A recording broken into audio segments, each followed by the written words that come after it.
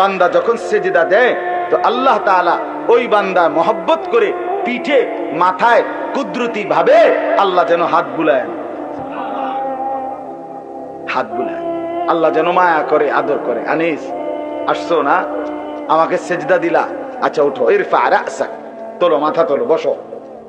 তো বান্দা বসে। তো আল্লাহ তাআলা বলে, আচ্ছা তো আর কিছু বলবা? তো বান্দা বলে, আত্তাহিয়াতু লিল্লাহ ওয়াসসালাওয়াতু ওয়াত-তাইয়্যিবাত। আল্লাহ বলে, আচ্ছা আমার প্রশংসা করছো, ঠিক আছে, খুশি হলাম, আর কিছু? তো বান্দা এবার বলে, আল্লাহুম্মা সাল্লি আলা মুহাম্মদ ওয়া আলা আলি মুহাম্মদ, মানে পুরাটা আর কি। তো এবারে আল্লাহ বলে, মাশাআল্লাহ, আমার বন্ধুর প্রতি দুরূদ পড়লা, আমি তাতেও খুশি হলাম, আর কিছু বলবা? তো এবার বান্দা বলে, রব্বুল আলামিন, সেজদা দিয়ে আপনার কাছে আসলাম, আপনার প্রশংসা, আপনার বন্ধুর প্রশংসা করে আপনার খুশি অর্জন করলাম। এইবার আমার মূল চাওয়া আছে, আল্লাহুম্মা ইন্নী যালামতু নাফসি যুলমান কাসীরা, আমি না বড় বেশি নাফরমান মাওলা, আমার গুনাহ অনেক বেশি, আমার পাপ অনেক বেশি, আমি খুব বেশি গুনাহ করেছি, আর আপনি ছাড়া আমার মাফ করার কেউ নাই।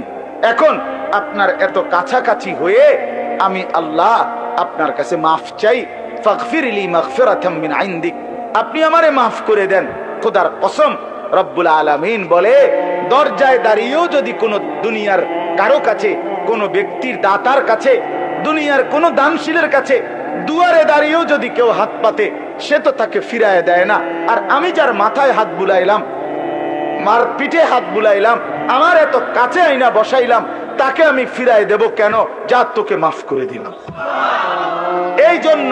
এই জন্য নামাজের সালাম ফিরাইয়েই সে আবার হালকা আওয়াজের সাথে সাথে বলে আল্লাহু আকবার। মানে কি? আল্লাহু আকবার অর্থ হইল, ভাই সাহেব, আল্লাহু আকবার, আমার আল্লাহ বড়, আমার আল্লাহ আমারে মাফ করে দিছে।